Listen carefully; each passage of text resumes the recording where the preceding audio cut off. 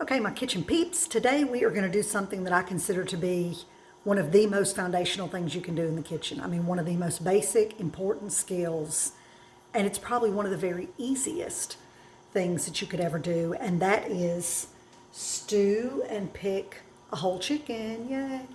I know. If I had a dime for every dadgum chicken I'd picked, I'd be retired in the Bahamas right now.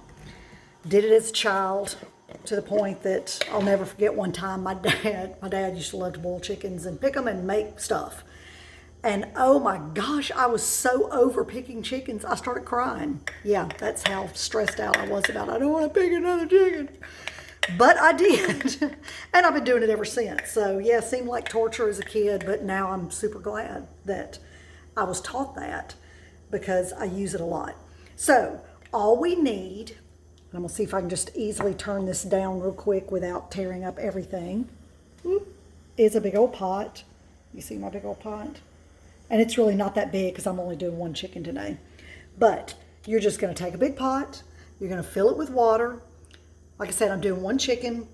I'm going to put in a half a cup of Trilogy. Oh, remember our Trilogy that we make? Yep, we use Trilogy a lot.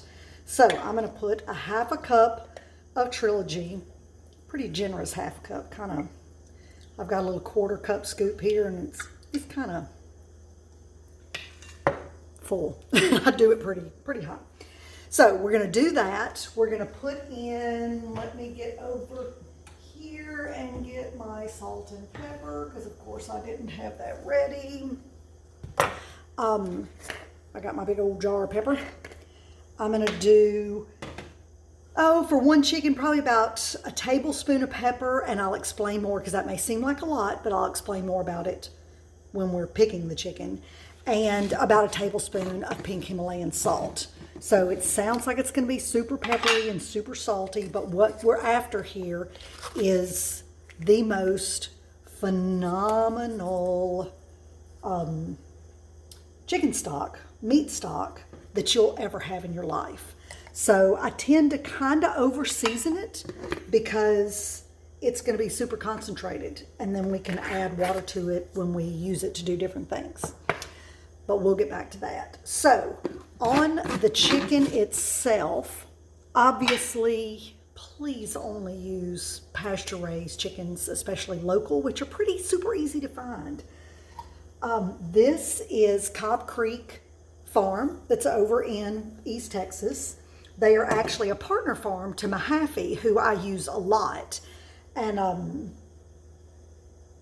lost my train of thought. It's all pasture, chickens living out, eating bugs, doing all the things chickens should do. The chickenness of chickens, as Joel Salatin would say. So I'm going to cut it out of the package. I'll show you that. Let me get my scissors. Hold 1 second.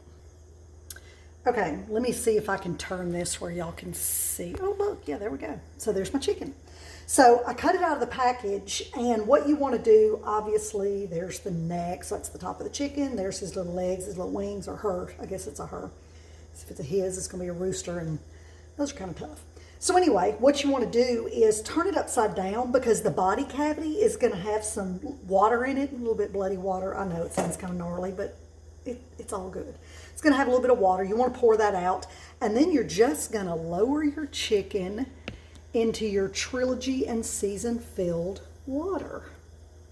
See, just set it down in there. It's going to fill up. The little body cavity is going to fill up. You're going to bring your pot to a rolling boil. Let me get something to wipe my hands on. And then turn it down. That's not a rolling boil. That's just where water is going up into the body cavity. Because I just turned this on, so there's no way it could be a rolling boil yet. But bring it to a rolling boil. Turn it down to kind of a low simmer. And let it simmer for about 45 minutes to an hour. And then we'll check it. And then I'll show you what we'll do next. But see how easy that is? Water, salt, pepper, Trilogy, whole chicken, turn it on, stick a lid on it. Yep, that's pretty important too. You want to stick a lid on it. I'm going to leave it a little bit, well, no. I'll put it on all the way at first to get it to boil quicker. So I'll watch it the first 10 minutes-ish until it's boiling good. And then I'll turn it down and kind of cock the lid like that so steam can escape. and then set my timer and then come back and check it. And I'll show you what it looks like when I check it, what we're looking for, and then we'll get into the picking. And then I'll talk to you more about the meat and the stock. Okay, it's been going for just a little bit. I wanted to show you, I just kind of put a spoon in here, push down on the chicken, make sure that the body cavity is full of water. That way it'll sink and it'll boil better instead of, you know, if there's air trapped in there, it'll just float on the top. And you want it to get down in there and get good and cooked. So I just wanted to show you that little tidbit. And we're not too far from, I can tell the water's getting really hot, from starting to boil. I mean, you can actually see some little tiny bubbles coming up. So once it gets going good, I'll turn it down. We'll let it go, and then I'll pick up from. Okay, let me show you this. See how that's going? That's a nice good roll. Excuse me, rolling boil. Hope you can see that. I'm going to turn it down, let it go to just kind of a little simmer, and stick the lid back on it, and we'll give it an hour. Okay, it's been an hour, and I'm going to show you a super easy way to tell if your chicken is ready. If you can't, well, the fact that the meat's pulling away from the bone's a pretty good sign. Yeah, that's a really good sign. But what I was going to say was, this one's done. I'm going to turn this off. Wow, that sounded wild. But if you can just kind of pull the leg and the thigh away, once it's loose, it's ready. Mine's like over ready, which is fine. It's not hurting a thing. And good golly, look at that broth. Whew. Okay, so this is done. It's off. I'm going to let it sit and cool down because Lord knows I can't pick that right now. So it's going to have to cool down, and then we'll start picking it, and I'll show you how that works. Okay, so in my hurry to get this done before my husband came busting in the kitchen, I about screwed up. Let's do this. What you want to do is take your chicken out of the pot to let it cool down, because it'll take 14 days to cool down in that boiling hot stock. Look at this booger. It is so tender, it's coming apart. An easy way to get it out is just stick a spoon in the body cavity, kind of drain that stock out, and then set it over in a bowl. And one of my legs just broke off, which, you know, it's not a bad thing. Just means it's super tender. And I'm going to leave that bone in there. As a matter of fact, if I can get this leg bone, look at that one, came straight out too. We'll drop that back in there, and I'll explain that to you in a little while. But for now, I'm going to let, ooh, that was loud, sorry. I'm going to let the chicken, whoop, sit in the bowl, cool off, 30 minutes or so, where I can handle it, and then I'll get busy. But golly, look at that stock. Oh, it's amazing. I'll be back. Okay, we're back. I've got the chicken all cooled off. I'm going to pick it, which doesn't take too long. And I'm going to just turn the camera down so you can see my hands. Then I'm going to kind of talk to you about what I'm doing and why I'm doing it. So hopefully you can see that really well. Yeah, it looks good. So, as I said, my thigh and leg just fell off. So I just pulled the skin off. And I'm just going to toss it over here on a little dirty cookie sheet. And I'm going to drop the meat back in the bowl, and I will, see here on the end of your thigh, your leg, you've got that little tendon thing. Now, I'm going to pull that off and throw it back in my broth. Oh my gosh, she's lost her mind is what you're saying, I can tell. But I'll explain why in a little bit. Throw that back in there. So you just kind of keep picking through here. The one thing you really want to be careful of is bones. Obviously, you don't want to leave a bunch of bones in there. But I'm really, really very anal about all the meat and making sure I get all the meat. Now that's kind of the knuckle. I call it a knuckle. It's the joint, the cartilage. I'm going to drop that back in my broth. And what I'm going to do, so I'm going to pick all the meat, have a pile of meat that I can either cook with today, which, oh my gosh, the options are limitless. You can do all kinds of stir fries. You can do pot pie. Okay, another little bone going back in the pot. You can do pot pie, you can do chicken rice, you can make gumbo, you can do dumplings, you can make a chicken soup. I mean, good golly, you can do 10,000 things.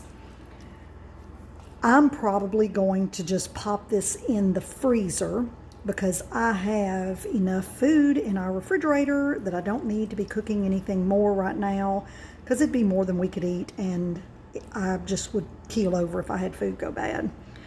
That breaks my heart more than anything. So, see, this is the thigh bone. So pulled all the meat off. I know that's a little googly looking. We'll just pull that off. Most of that is, it's got a lot of pepper on it, which is why it's so dark. See, there's some meat right there. Ooh, any meat that's right next to the bone is the most tender, flavorful meat you can eat on any animal. There's just something about it being by the bone. So like these kind of vessel-y looking things, I'm just going to pull those off, and then I'm going to take this chunk of bone after I get that little wad of meat out of there and drop that back in my broth. So what I'm going to do later, or not later, when I'm done, another little cartilage thing, drop that in there, is I'm going to turn my pot back on and let it simmer for probably another couple hours and just let those bones and the cartilage release every bit of goodie that they have in them. I mean, they're full of minerals and vitamins. Okay, let me pause that little tirade for 1 second. This is the tailbone. Just pick a little bit of that meat off the side there, and then I'm going to pop that back in the pot. You know, if you make bone broth, you're simmering just the bones for hours, like a couple, whoops, that goes out there, a couple of days. Literally. When you are just cooking meat like I've done, then you're making what's called a meat stock. So I'm going to kind of pseudo do in between both. I already have a beautiful, gorgeous, flavorful, make the best food ever meat stock over here. But these bones still have some good left in them. So I'm going to dump them back in here. That's too little. And like I said, just let it simmer for a little while longer, a couple hours, and get every bit of gelatin that's full of collagen and minerals out of these bones and cartilage that I can possibly get, because you don't want to leave anything behind. All right. See, there's meat right there. Some people would not go this far as to get all that, but good golly, why waste? Why leave it behind? So I find all the little pockets of meat, pull them out, drop that back in my pot. And what I'll do after it simmers for several hours, here's what's left of that leg after I pulled the bone straight out. See, that's those little tendon things. So I pull those, whoops, sorry, wrong pile. I talk and then I don't pay attention. Then I got skin in the meat pile and cartilage in the skin pile, and good golly. But I just don't see any reason to waste anything. I want to use it all, excuse me, and get as much healthy benefit out of it as I can. And, you know, this obviously being a pastured, beautifully raised, humanely raised chicken, the meat and the nutritional value is just off the chart besides the flavor. So I'll hear people kind of go, oh my God, that chicken's $15. What in the world? But think about this. So you boil the chicken, you pick it, or if you roast it, that works as well. You have a beautiful meal. If you have leftovers, a beautiful second meal.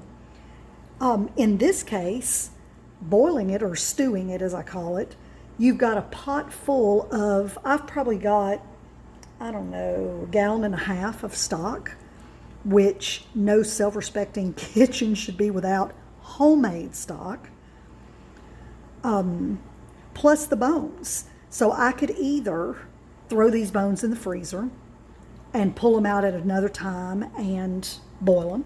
Or in this case, I'm just going to add them back here. And what it'll do, and this goes back to what I said in the very beginning, when we put a little extra salt and pepper in there. This is going to be such condensed meat stock because I'm boiling it a second time. It's going to have so much collagen and gelatin in it that it'll be super, super thick and congealed, and I'll show you what it looks like after it's all said and done, which means I can stretch it a little further. So, you know, my gallon and a half will probably turn into 2 to 2.5 gallons of stock very easily. So, you know, that's another benefit. And then, so my $15 chicken has turned into 1 or 2 meals from the meat and some of the most phenomenal meat stock that you've ever had in your life that makes, oh my gosh, the gravy you can make out of this, it's my favorite thing to do. I think I was mentioning in our gravy video, see the little wingtip, no meat on that, but all kinds of, all kinds of goodie in there that'll come out when you boil it again. In my gravy video, I talked about my favorite gravy is the pan drippings after you've, you know, pan fried a pork chop or tenderized steak or whatever, some brown rice flour and some homemade chicken stock makes the absolute best gravy ever. So one thing, you see I'm not wearing gloves. I like to really feel the chicken and make sure I'm not missing a bone or missing, you know, a tendon or something. So I don't usually wear gloves when I pick a chicken. It's just easier to me not to. So pull this little bit of skin off and see that little chunk of cartilage. Ooh, that is full of collagen, or full of gelatin, which is collagen. And here's a little tidbit for you. If you let your chicken get too cool, the skin, I mean, adheres like dadgum glue.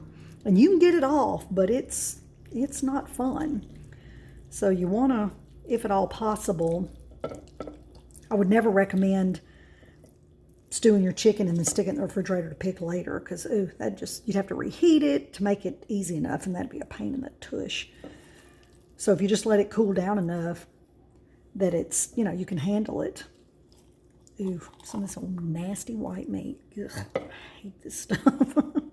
It's fine when it's all mixed into a soup or a casserole or whatever. I'm totally down with it. But just to eat that, I just assume chew on a cotton ball, because to me it's not much difference. But that's just me. All right, so see, there's your little bone. Drop that back in there. Pull this guy apart. You're just kind of getting into, once you get into the back, there's not a tremendous amount of meat. But here's another tip for you. If buying a whole pastured chicken is just more than your budget can handle right now, then talk to your farmer about chicken backs. Any farm that processes their chickens and cuts some of them up for pieces, like to package leg quarters and breasts and that kind of thing, they'll have package of just the backs. Those babies make amazing broth.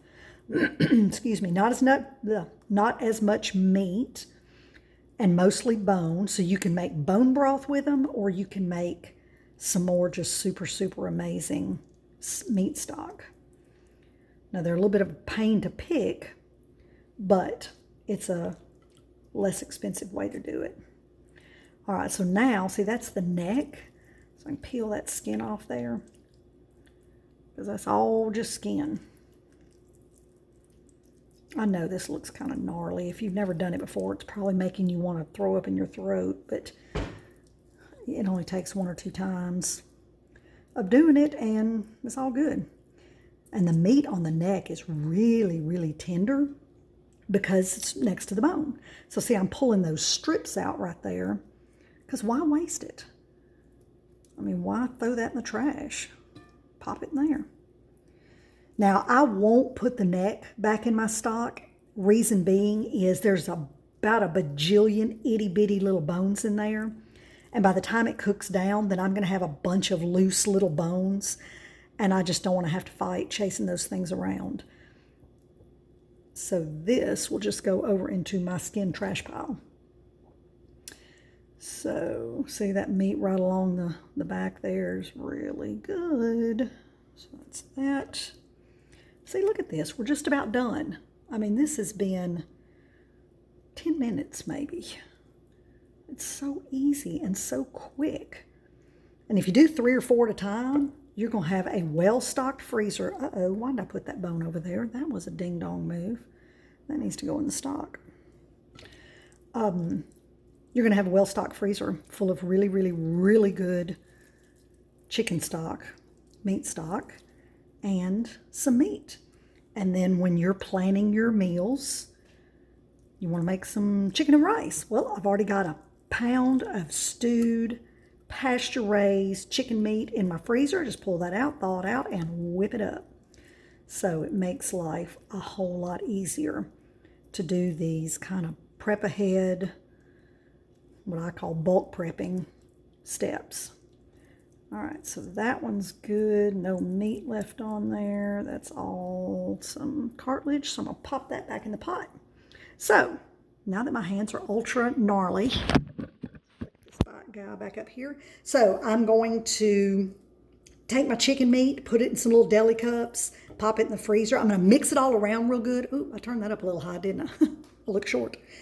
So that I've got a mixture of white meat and dark meat. I don't want to do just one or the other. So whenever I use it, I have a mixture. So I'll just kind of toss it around and do that. And I'll weigh it with my kitchen scale in 1 pound increments and stick it in there. And then I'm going to turn my stock back on and boil it down. Probably another couple hours, really low and slow with the lid on the pot. And just let those bones release all that they've got left. And then I'll scoop them out and I'll pour the stock into probably some jars and pop it in my freezer. And there you go. Homemade stock is way better than anything you're going to buy in the grocery store. So give it a shot and let me know in the comments what you think. It wasn't hard. It's not hard. It just takes a tiny bit of time. But it's all about loving your family and loving yourself, taking care of yourself. So, have a good one.